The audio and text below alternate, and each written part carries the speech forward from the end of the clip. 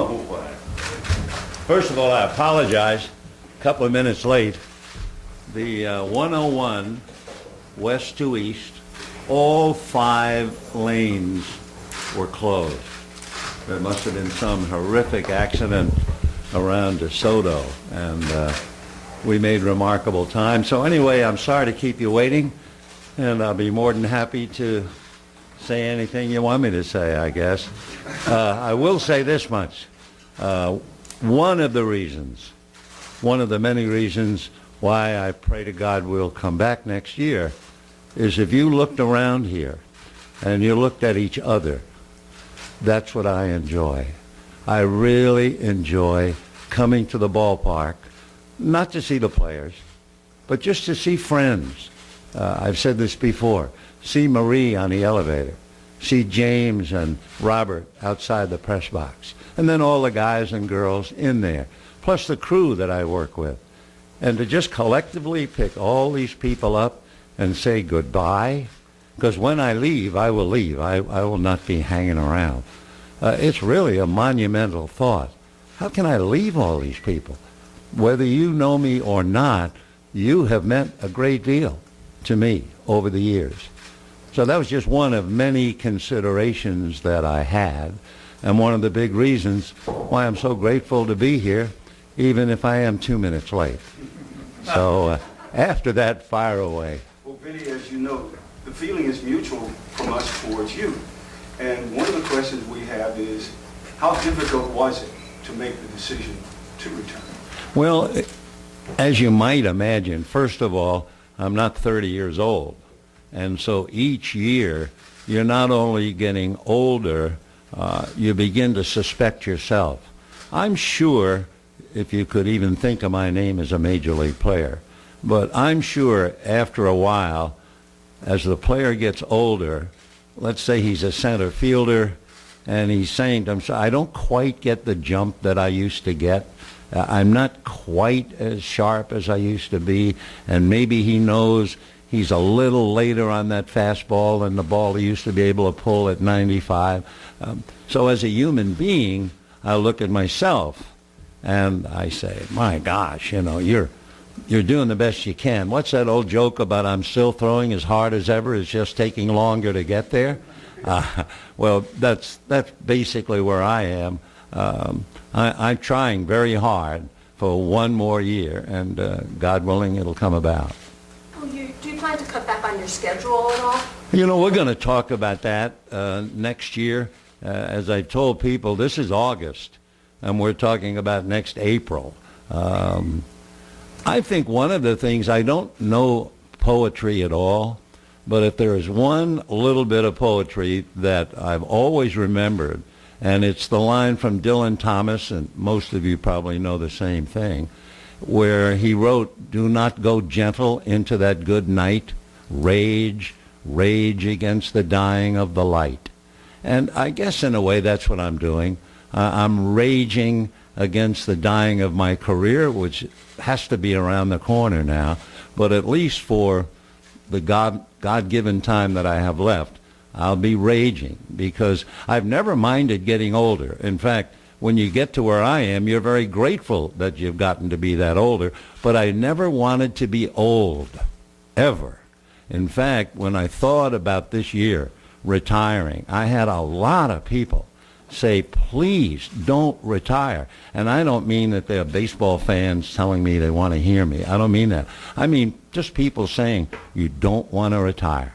And my doctor said to me, do you enjoy doing what you're doing? I said, I love it. Do you still do it reasonably well? I love it. Well, then why would you give it up? And I said, well, because I know I'm coming to... No, he said, whatever you do, you retire, and a year from now you'll be an old man. And that kind of scared me a little bit. So baseball has meant really a good portion of my life. And to give it up, I was thinking the other day, I started working when I was 11 years old. I sold newspapers in New York. That was the beginning. I could give you a list of jobs that you wouldn't believe.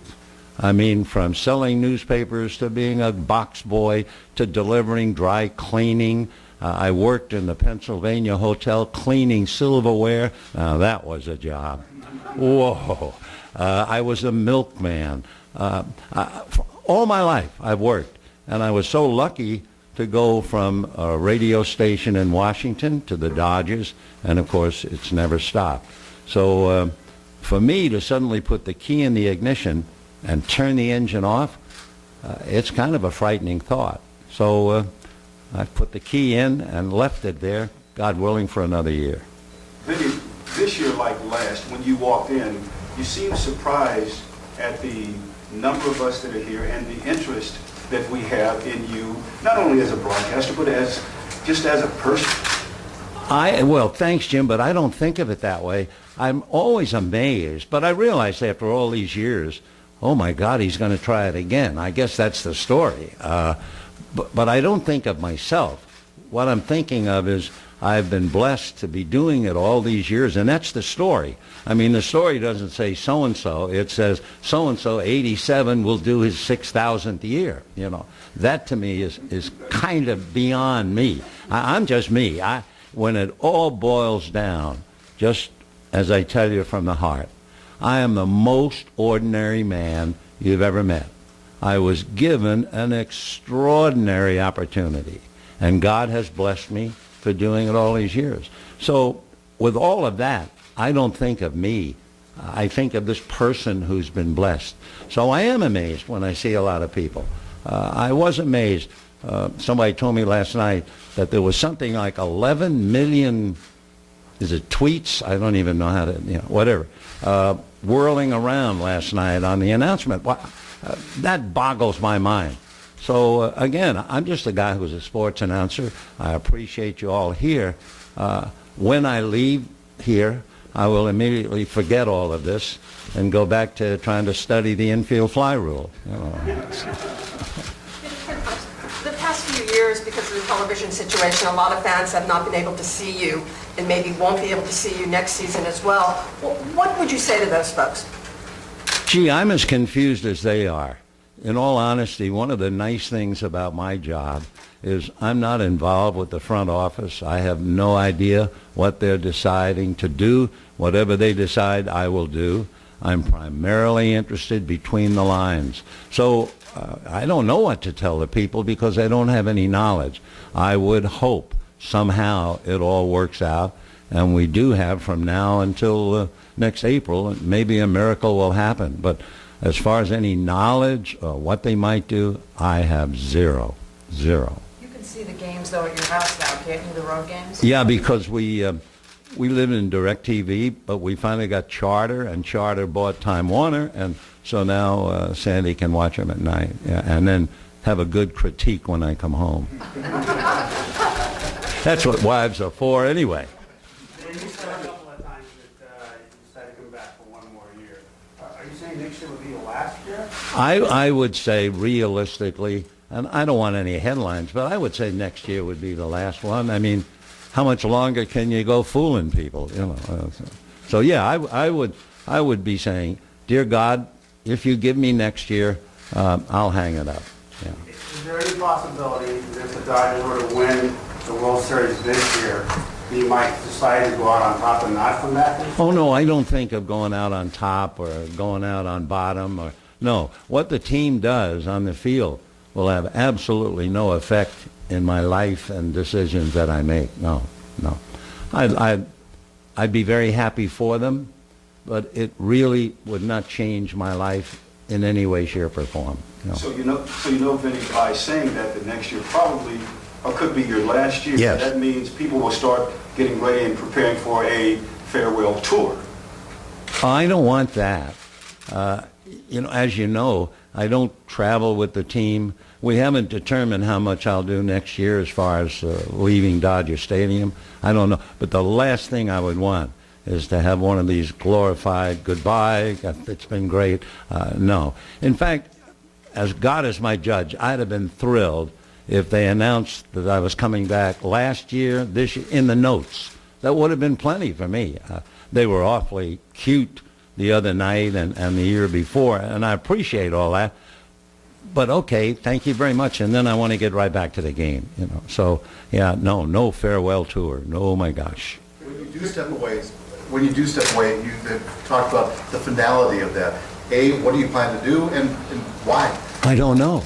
I mean, really, I don't know. Each year, it's a question mark, and then you live through the winter, and you start up again.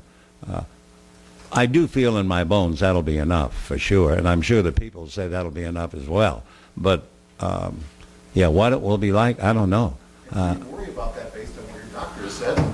Yeah, I mean, I will worry about it, but I just think, hey, you know, enough is enough. You know? So I would say, without a doubt, I mean, next year, my gosh, what's that old line? Talk about next year and make the devil laugh.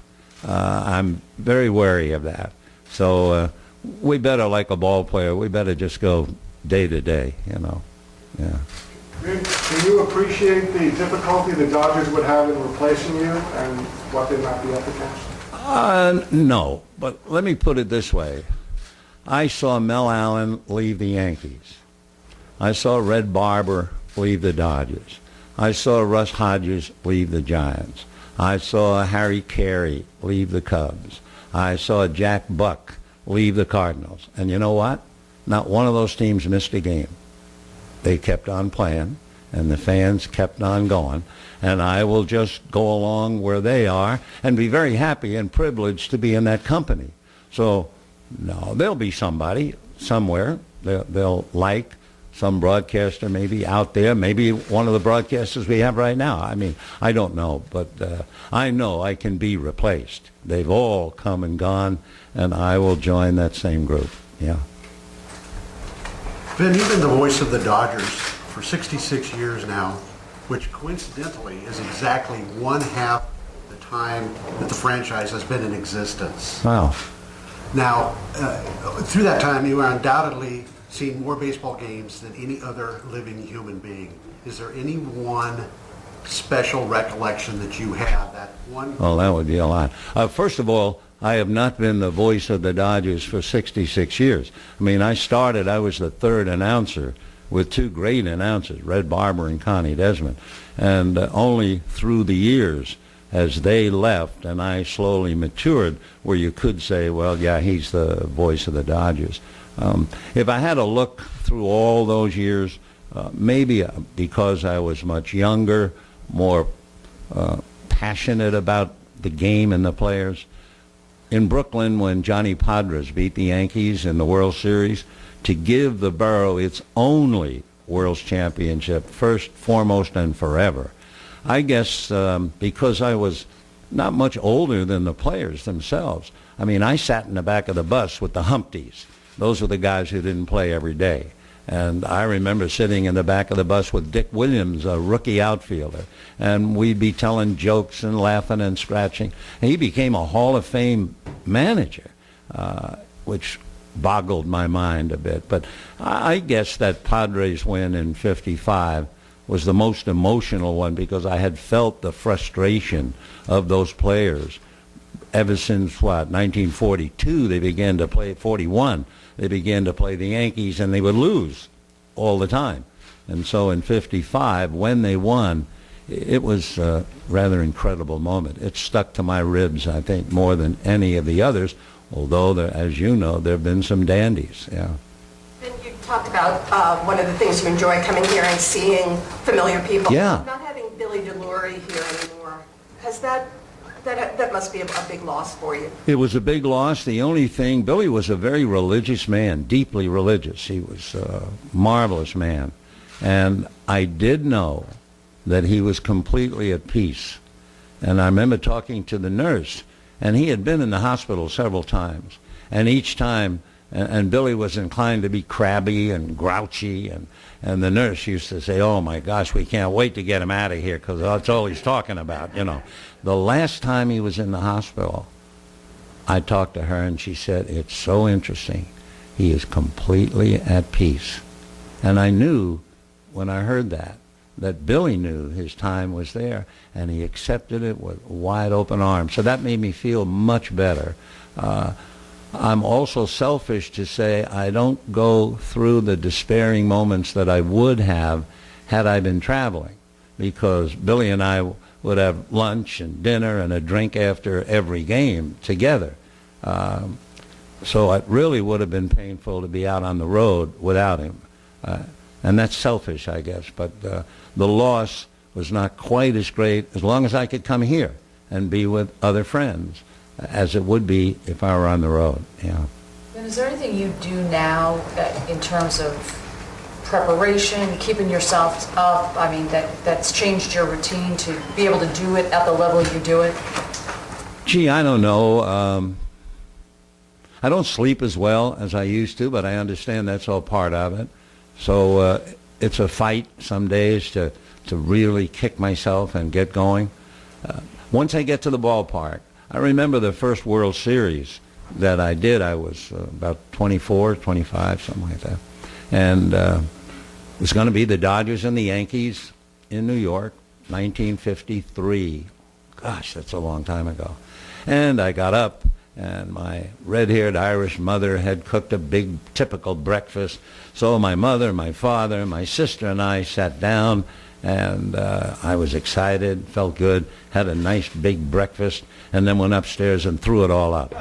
So totally wiped out.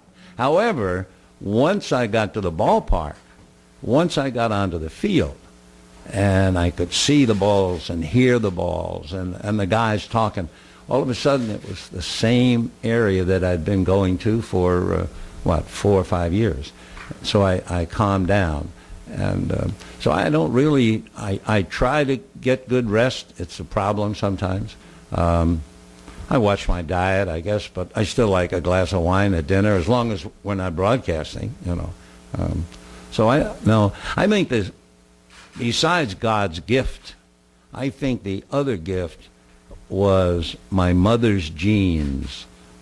She lived to be 97, and red hair. She made it red hair even at 97. She insisted on having her hair done. You know, there's an expression now, eat dessert first, life is short. My mother believed in eat dessert first. I mean, I would take her to dinner, and the first thing she'd do in that menu, see what there was for dessert. That was her whole attitude. So maybe that's helped as well, you know. Yeah. But no secrets, I wish, but I don't. No. All right, guys, I need 2 more questions for Vin. He's got to get upstairs. When you first started in Brooklyn, sir, Yeah. any expectations for how long the marriage with baseball broadcasting would last? Oh, no. You have to remember, 1950, in the spring, I was 22 years old. My whole thought was, dear God, help me survive each broadcast. One of the very first broadcasts was in Vero Beach against the then Philadelphia Athletics. And in the dressing room, sitting there exactly like his pictures would be of today, was Connie Mack. Connie Mack, Cornelius McGillicuddy from 1862 or something like that.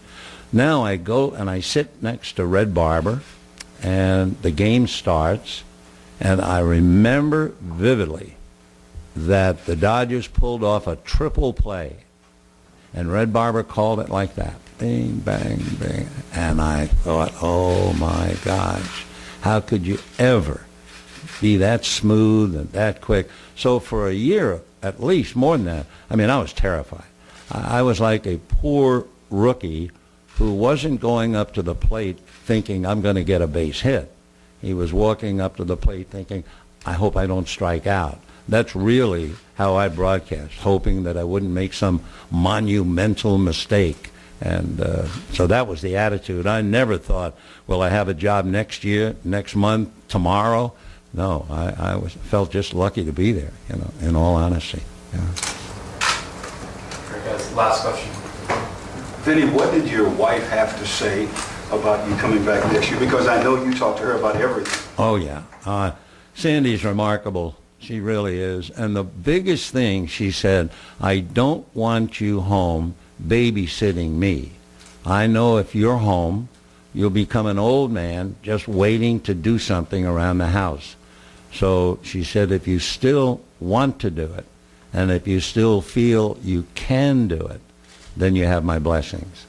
So I said, your blessings are good enough. I don't have to go to Rome. And, that was it. That was it. Thanks very much, Eddie. I really appreciate you coming out. I apologize. We didn't do badly. We were 2 minutes late. If you saw that mess on the 101, I don't know how we got here still. But anyway, bless you all. Thank you so very much. Okay, John. After next year, you're not going to miss us.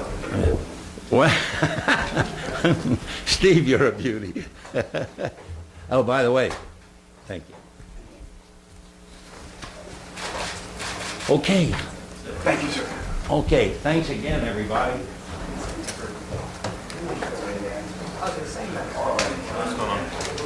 Hey.